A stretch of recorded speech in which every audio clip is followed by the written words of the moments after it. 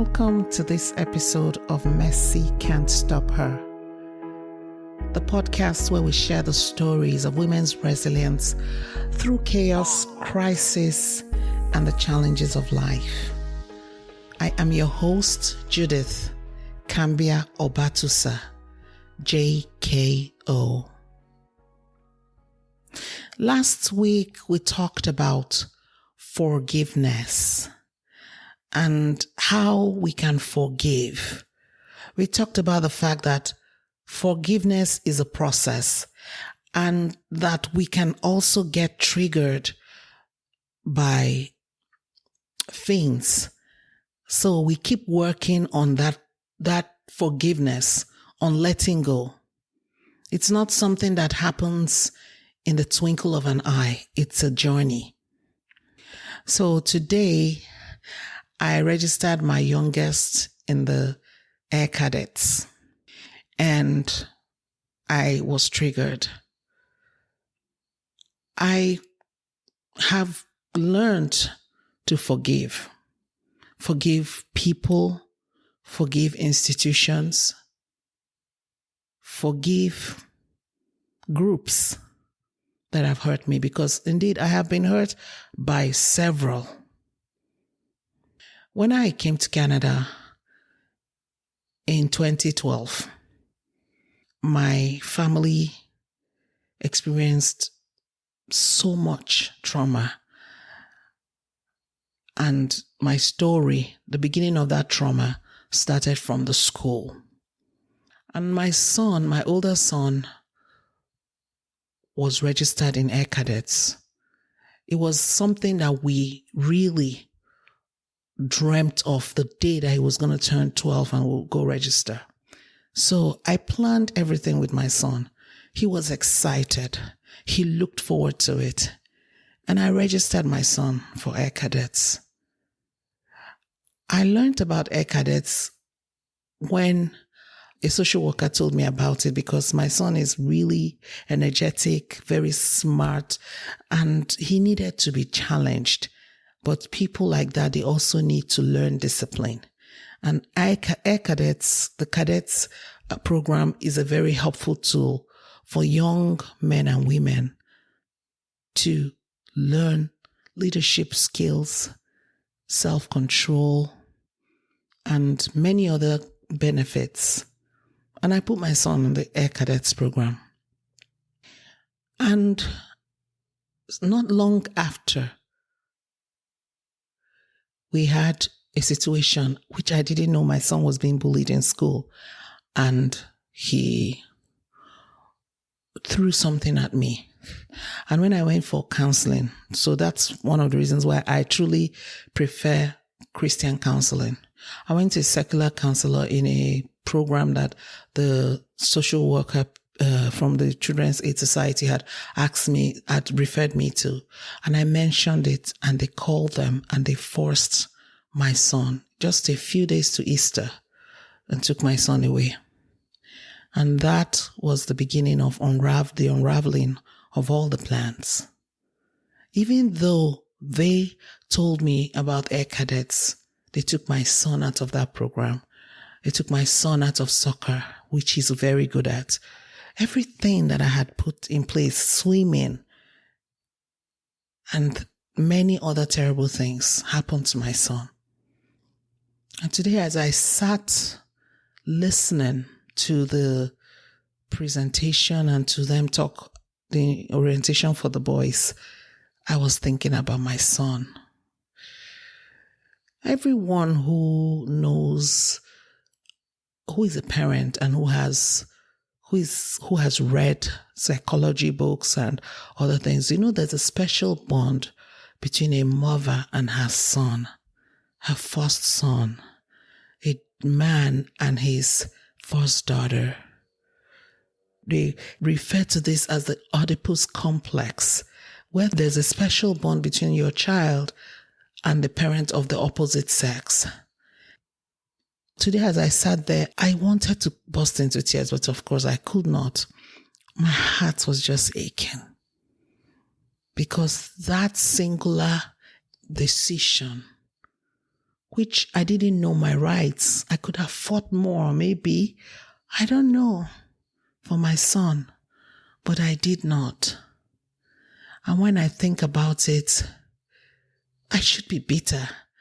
I know people who are really bitter with the system, but of what use will it be to me? And I was just thinking about this concept of forgiveness and how you don't just need to forgive close family members. Like I've been talking about domestic violence in the last few, quite a number of episodes. But then just think about other people, other things, other situations that have hurt you. For me, I'm a Black woman. My son was a victim of systemic racism. My family was a victim of systemic racism. And though I've been fighting to come out of that place of victimhood, from time to time I get these triggers because the trauma is still lingering. Not just from my thoughts, but from things that are happening in my children's lives and in my own life. And I just wanted to tell the story just to talk about the idea that we talked about last week, that forgiveness is a process, is a journey. You don't get to it in a moment. And from time to time, you could be triggered. Today was one of such days. One of the ways that I know that the journey has been a good one in terms of forgiveness is that as I tell you the story, I'm not bitter. I can't be bitter. There must be something positive in this experience. I always say something. I say our stories count for something. Behind our pain, there is purpose. Even through our pain, there is purpose. Through the things that were taken away from my family, from my son, things that look like opportunities, I trust God. You know, the Bible says that He'll restore the years the cankerworm has eaten, the years that the locust has eaten. And you know, there is no one that can restore, only God. I cannot go back in time to undo the damage that's been done to me and my family and my precious beloved son. But I can be hopeful that tomorrow his experience will be a driver for his elevation. I have the choice. One other thing about forgiveness is it's a choice. This week I wasn't really supposed to talk about forgiveness. I was supposed to talk about the price of unforgiveness, but I just had to have this conversation today because I'm really sad. I'm feeling sad, but as I tell you this, I'm still hopeful. You know, when they talk about bittersweet, there is sadness and there is hope, all mixed together in my heart today. I am so sure that his future is great. I am so sure that what we experienced as an immigrant family is not so that I can cower in shame, but it's so that I can talk about it. So if you're an immigrant family, you can know that these things happen and you can be better prepared. Or if you're in that situation, know that there will come a time when there'll be light at the end of the tunnel. My podcast tells the stories of women's resilience, especially in families, in relationship. I know that for many families, when the child welfare system comes calling, the unity of the family plays a huge role in some of their outcomes. But as we all know, even in the best situations, things can go upside down. So, I don't know what your own situation may be today. I don't know who has created a situation that has caused you harm. My story has been for almost 9 years, almost a decade, because of one person's decision. Because I did not know my rights, I could have insisted that no, and then they would have had to call the cops, and then would have gone to court, and then my son I would have fought. But I don't know, because I didn't know my rights. I was terrified. People can use power, that is, intimidate you into a situation. A marriage relationship can break you and make your life feel as if you've gone backwards by more than a decade. But I'm here to tell you today, we just have to forgive. You just have to forgive, because there is no other way to go forward. Today is not about me quoting books or articles or people. It's about sharing my experience.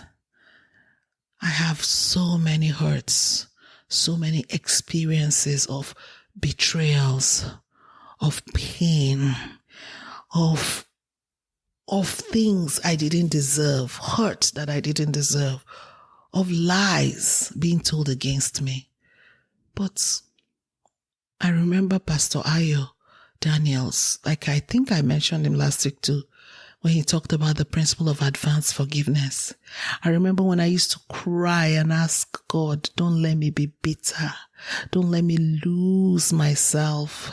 Help me to love like you. Help me to hang in there in love. When I used to call him, and even this night, I'm still calling him. I'm still calling him because the sadness that I feel as a mother who did all I should do. They said, read to your children early. My kids were reading by the age of 2. I did everything. I lived right. I don't drink. I don't smoke. I don't party. I was there. And they say, love, and I love. And it's not just about saying, I have no other choice. That's all I know to do. Yet, the system got me. Yet, people hurt me. Yet I was ridiculed. I was betrayed. But life goes on, because there is one who is able to turn around situations. There is one who I always refer to in my podcast. He's the King of Kings. He's the Lord of Lords. All power belongs to him. He's the only one who can take a situation that looks impossible and turn it around for good. He's the only one who can raise the dead. He's the only one who can do miracles. And so, because of that, there is no need for me to hold on to hurt. I have to forgive. If God can forgive me, if he can forgive people who have done terrible things, if he can send his son to help us, and instead of us to celebrate him, he was murdered, what can I do but to be like the one whom I say is my Lord? Today, I just want to encourage you, if you're in that place where someone has hurt you deeply, where it's so hard, where you had a covenant with your husband, your spouse, to live together, to be together, and he betrayed you, he hurt you, and because of it, you lost your financial standing, you lost your home, you lost even your children. I want you to know that tomorrow is better than yesterday. Tomorrow is pregnant with great blessings for you. Just be hopeful. Don't be like Lot's wife. Don't look back. Look forward, because your future is bright. And when you do this, like I always say, mercy won't stop you. Thank you so much for listening. See you next time.